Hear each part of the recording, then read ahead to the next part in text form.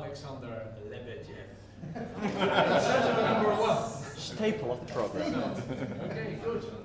Please, can you play something for us?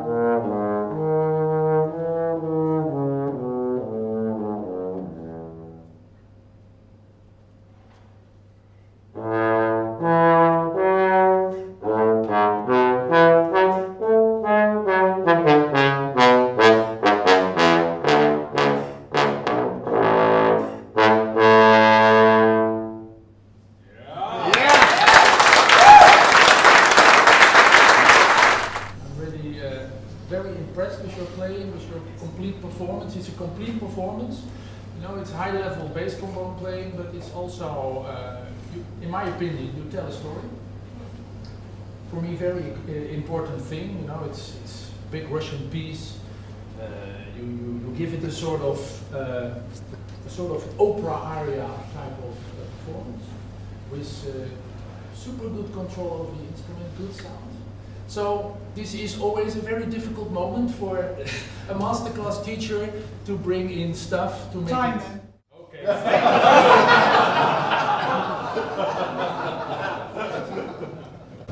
I'm really super impressed. A few perhaps little basic things I'm thinking of. Of course, I can imagine the sort of tension you have.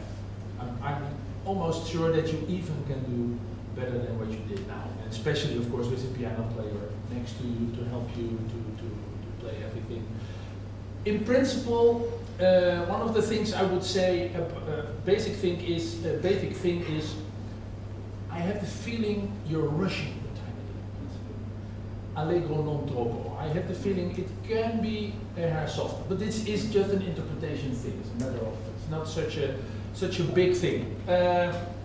Perhaps about the very beginning, I would like to bring in something which might help you even to connect notes even more than you already do, because I think you give a very nice example of beautiful legato playing. But I would like to bring in something which I use myself to get my legato even more smooth possible. So I bring in what I call in my daily routines, we did it this morning, is this snake type exercise we did. So you have this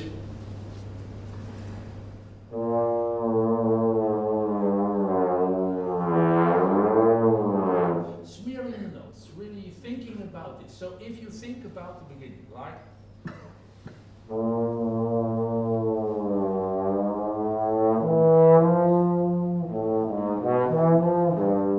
and you're not afraid, actually you play with little glizzes, which of course we don't want. But you make a little bit glizzes to connect the notes even a tiny little bit more. In my opinion, connecting notes in legato is actually making lip glissando. Between the notes, if you go from the A to the E, there is a lip glissando. But because of the click of the instrument, you get the click. But in principle, you make lip glissandos supported by air. The same air you use for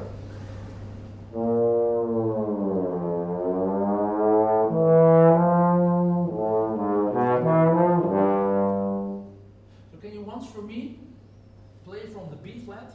There's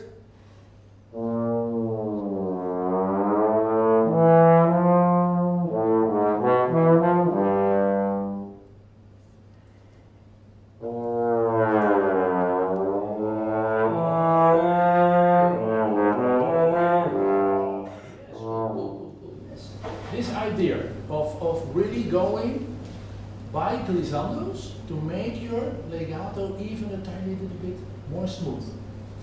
I like, you know, you're a girl, and I've taught many girls, obviously, and beautiful, by the way, playing beautiful, looking beautiful, so it's everything is amazing. But I have noticed that many times the girl has a little different approach to the instrument, which is so nice.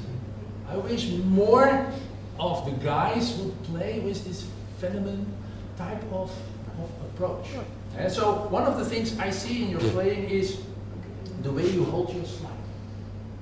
It's not like this. You move it, and I know the school where you come from. I know that in Lyon you are also taught to move your slide with the music. To move it in time, so not too late, but also not too early. That's more or less the way I know Michel plays like this. It's exact slide. So that's super good. But I think even you can try to make the slide movement even a tiny little bit more smooth. And you know Michel as good as I know him. And when you see Michel move his slide from one position to the other, it's very loose between his fingers. It's never, you never see what I call playing with white knuckles. Okay? And like I said this morning, it's a little bit an approach. I witnessed the first time in my life when I had the possibility to play with jazz players. And you know, when you play jazz, a jazz player is not afraid for the glissando first. They use the glissando just to express their feeling, and they use the slide vibrato. Do you use sometimes slide vibrato? No. Of course, I can understand. For classical music, we almost never use it. But for me, it's a tool to make, to try. I don't say I always succeed in it, but I try to make my slide movement quick, late, exact, but as smooth and gentle as possible. And a slide vibrato is not something like this. Because the whole thing goes like this. So the slide movement comes from a small conducting. If I conduct small, I will not conduct. Everything is moving, especially if your body is not as tight anymore as it was when I was 20 years younger. So I move it like this. So I try to do this also.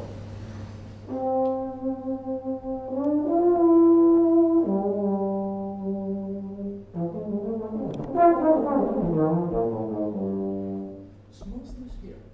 So.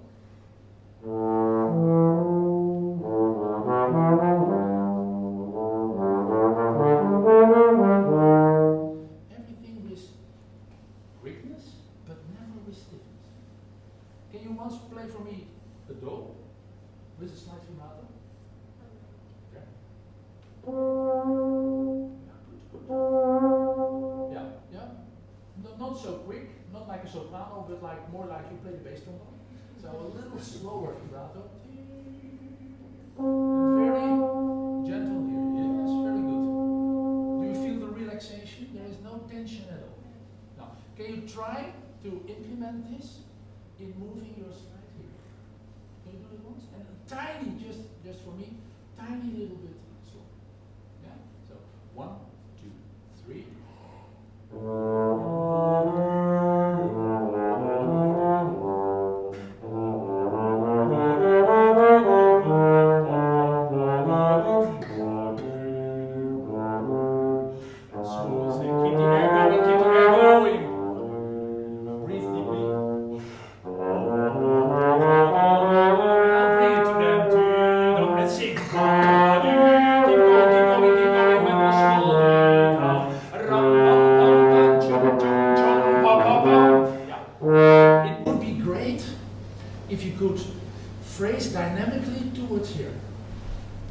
You're now making a little bit of yeah.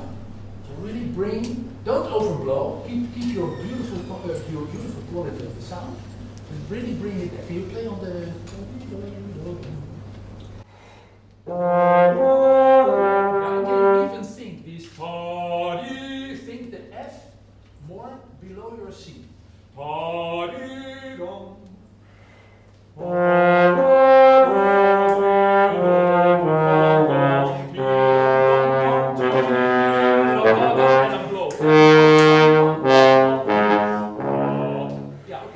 It's a little bit of pity if the note dies. So probably somewhere breathing there. I prefer a little, you know, as bass trombone players, we have to be smart. It's not nice if we die at the end of a phrase. Then we have to do this typical sniff breathing. So very quick. Not, you know, it's a little bit acoustical here. When you play with piano, nobody will bother. And they will, I don't say they will make a big thing of it, but it's a little bit of a pity when the D flat dies. So, hey, a tiny little. One more time from the end.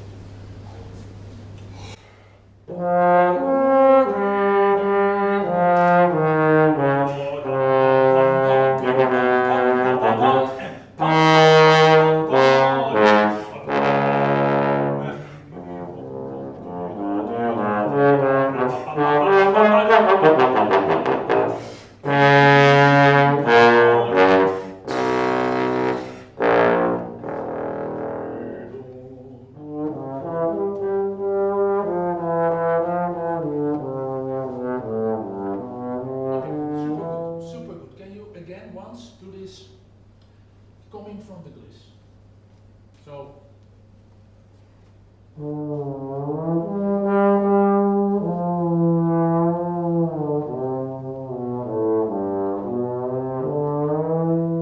slow slide, let us hear the glisses between the notes and blow through it. Okay, do this once. 1, 2, 3.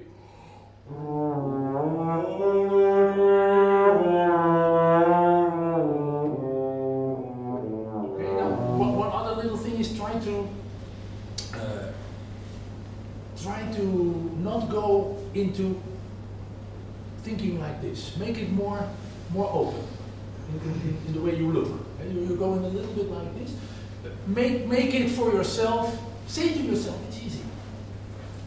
You remember what I said this morning about, or this afternoon, I said about power pose. You know, pretend you're super in control and I play super smooth and I play super easy. And you know, there's a big chance you will feel like that. Yeah? Okay, try. 2, 3, breathe.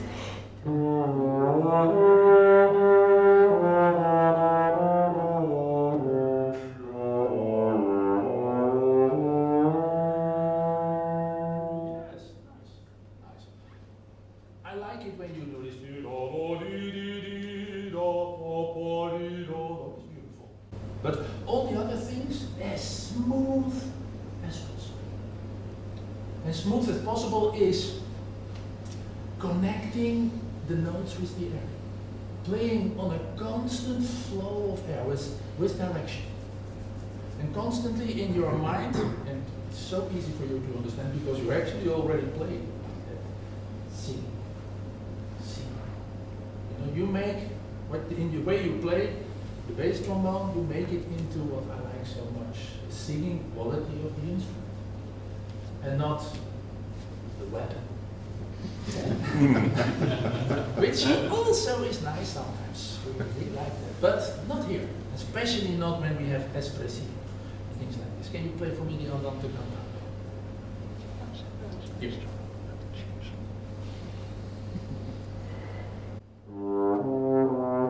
Very good. Is it even possible to?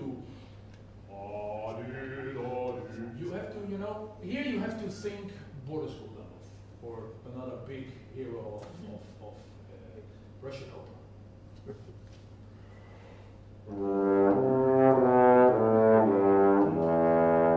Fill the notes with air. Every note and sing the note.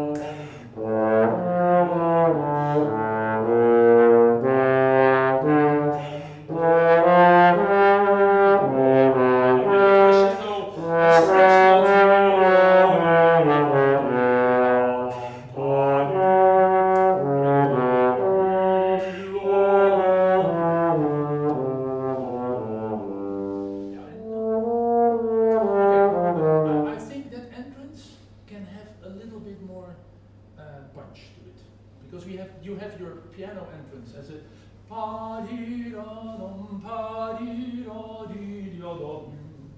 I know it's piano, but can you give me this tiny little accent on the note?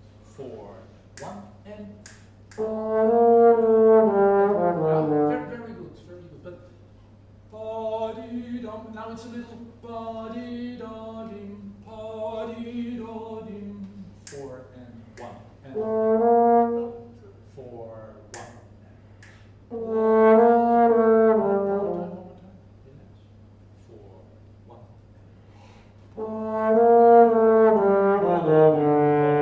Speed it up a little.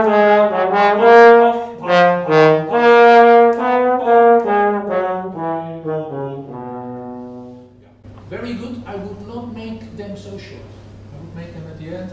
Pom pom pim pom pim pa pa pim. Is going out. Yes. Okay. Again, be smart. You know, if you feel this, take somewhere to sit. And I know it's a lousy feeling when you feel you're out of air. So yeah, you have to try to avoid that. And otherwise, you simply have to take a little sip. A sip of air. One more time, same spot. Begin. 4, 1, 2, and. Breathe deeply.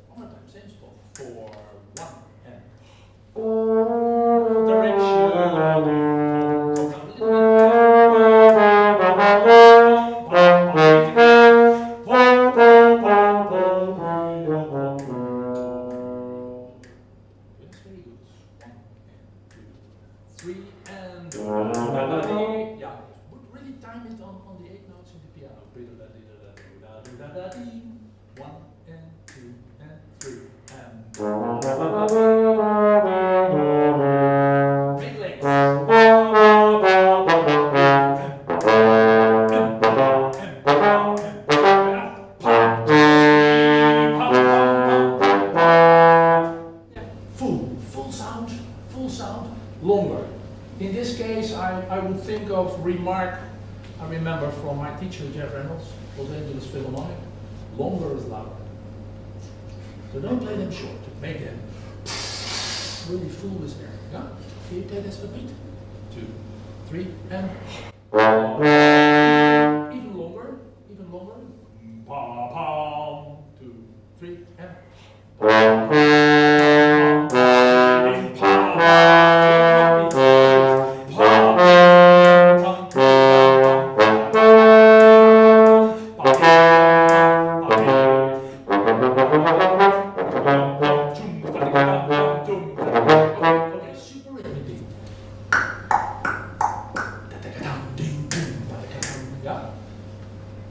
rhythm will make it stronger. Absolutely. And here, all the upbeats as long as this. The upbeat in air is and not. Okay, try to do it one more time. The line.